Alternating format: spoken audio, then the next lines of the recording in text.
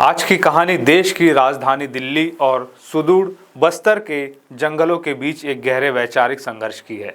जरा सोचिए, एक तरफ इंडिया गेट जो भारत के गौरव और शहीदों का प्रतीक है, और दूसरी तरफ वहां गूंजते हैं नारे एक ऐसे इंसान के समर्थन में जिसे सुरक्षा बलों ने देश की आंतरिक सुरक्षा के लिए सबसे बड़ा खतरा माना था। जी हाँ, मैं बात कर रहा हूँ खूंखार नक्सली कमांडर हिडमा की। हाल ही में 18 नवंबर 2025 को सुरक्षा बलों ने एक बड़े ऑपरेशन में हिडमा को ढेर कर दिया था, लेकिन इसके बाद जो हुआ उसने सबको चौंका दिया।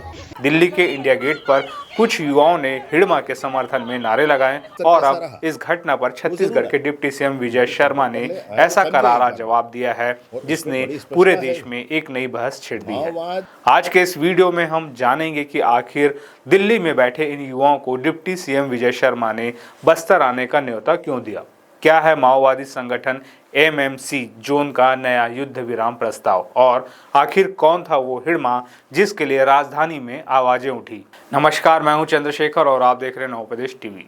जब देश की राजधानी में माओवाद समर्थित नारे लगे तो छत्तीसगढ़ सरकार का पारा चढ़ना स्वाभाविक था।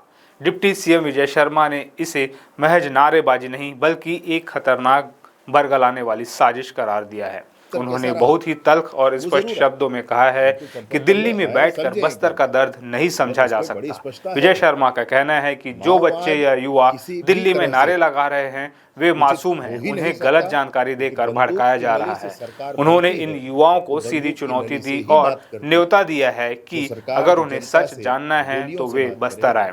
डिप्टी सीएम ने कहा, मैं उन्हें आमंत्रित करता हूं कि वे बस्तर आएं और यहां के उन 25 साल के युवाओं से मिले जिन्होंने अपने पूरे जीवन में आज तक टेलीविजन नहीं देखा, जो बिजली, पानी और सड़क जैसी बुनियादी सुविधाओं से वंचित रहे। जरा सोचिए, 21वीं सदी के भारत में अगर कोई युवा 25 साल की उम्र तक टेलीविजन न देख पाए तो उसका जिम्मेदार कौन है। विजय शर्मा का स्पष्ट मानना है कि यह पिछड़ापन माओवादी विचारधारा की देन है। उनका कहना है कि जो व्यवस्था बंदूक की नोक पर बात करती है वह लोकतांत्रिक नहीं हो सकती, वह सिर्फ दमनकारी होती है। दिल्ली के वातानुकूलित कमरों में बैठकर माओवाद को क्रांति कहना आसान है, लेकिन बस्तर की तपती जमीन पर उस हिंसा को झेलना बहुत मुश्किल है। उन्होंने कभी देखा ही नहीं होगा, उन्होंने कभी जाना ही नहीं।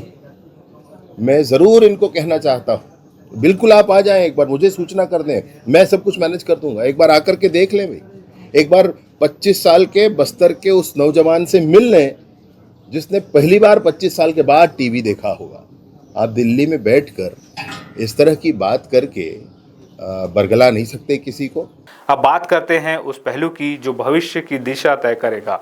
माओवादी संगठन के एमएमसी मध्य प्रदेश, महाराष्ट्र, छत्तीसगढ़ जोन ने मुख्यमंत्रियों को एक पत्र और ऑडियो भेजकर युद्ध विराम का प्रस्ताव रखा है, लेकिन क्या यह प्रस्ताव वाकई शांति के लिए है? डिप्टी सीएम विजय शर्मा ने इस पर सरकार का रुख बिल्कुल साफ कर दिया है। उन्होंने कहा है कि यह प्रस्ताव उनके संज्ञान में है। माओवादी 15 फरवरी तक के समय की बात कर रहे हैं, लेकिन विजय शर्मा ने साफ कर दिया है कि इतने लंबे समय की कोई ज़रूरत नहीं है। सरकार का तर्क सीधा है, अगर नियत साफ है तो किसी भी सार्थक बातचीत के लिए 10 से 15 दिन बहुत है। सरकार ने दरवाजे बंद नहीं किए हैं। विजय शर्मा ने कहा, अगर वे स्पष्ट और ठोस प्रस्ताव देंगे कि वे क्या चाहते हैं तो सरकार बातचीत और सहयोग के लिए तैयार है। यानी संदेश साफ है, शांति चाहने वालों के लिए स्वागत है, लेकिन हिंसा और टाइम पास की रणनीति के लिए जीरो टॉलरेंस। सरकार का नक्सलवाद के खिलाफ अभियान जारी रहेगा। अब आप सोच रहे होंगे कि आखिर यह हिडमा कौन था जिसके मारे जाने पर इतना बवाल हुआ। दोस्तों, माड़वी हिडमा कोई आम नक्सली नहीं था। उसका जन्म 1981 में सुकमा जिले के जिस पुवर्ती गांव में हुआ था, वहां उसने आतंक का साम्राज्य खड़ा कर दिया था। साल 2001 में नक्सल संगठन में शामिल होने वाला हिडमा देखते ही देखते दंडकारण्य स्पेशल जोनल कमेटी का कमांडर बन गया। वह पीपुल्स लिबरेशन गुरिल्ला आर्मी का प्रभारी भी था। बस्तर में जितनी भी बड़ी नक्सली घटनाएं हुई उनमें से अधिकतर की अगुवाई हिडमा ही करता था, लेकिन कानून के हाथ लंबे होते हैं।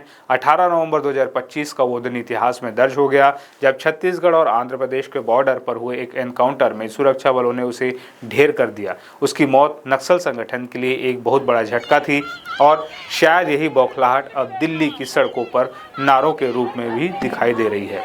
एक तरफ सरकार है जो कह रही है कि बंदूक छोड़ो, मुख्य धारा में आओ, हम बात करेंगे। दूसरी तरफ वो विचारधारा है जो अब भी युवाओं को भ्रमित कर रही है। विजय शर्मा का बयान सिर्फ एक राजनीतिक पलटवार नहीं है, बल्कि यह एक रियलिटी चेक है उन लोगों के लिए जो माओवाद के खूनी इतिहास को नहीं जानते।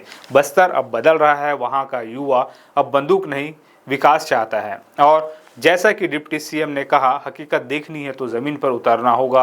आप इस मुद्दे पर क्या सोचते हैं? क्या दिल्ली में बैठे लोगों को वाकई बस्तर की ज़मीनी हकीकत का अंदाज़ा नहीं है? क्या सरकार को माओवादियों के प्रस्ताव पर भरोसा करना चाहिए? अपने विचार हमें कमेंट बॉक्स में ज़रूर बताएं। अगर यह वीडियो आपको जानकारीपूर्ण लगा हो तो इसे लाइक करें और चैनल को सब्सक्राइब ज़रूर करें। मिलते हैं अगले वीडियो में, तब तक के लिए नमस्कार।